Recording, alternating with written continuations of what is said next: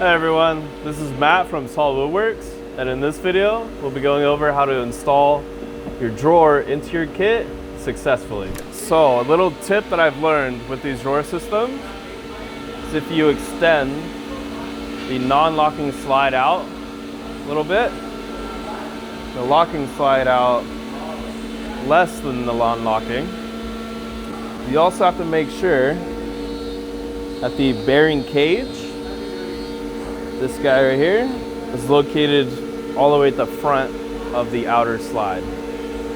Same story with this guy. You can grab your drawer. Maybe easier to have two people helping you with this. You grab this guy, get comfortable. First gonna line up the non-locking slide, travel in. Then if you look over here, now we have a better angle on our locking slide. That guy should just glide straight in.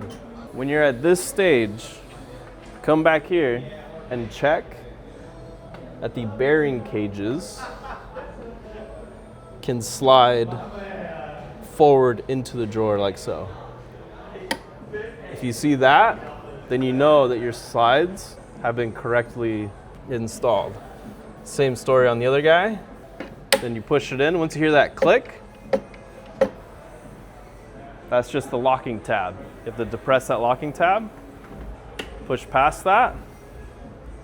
Then from here, it's gonna take a little bit of force just on the first attempt.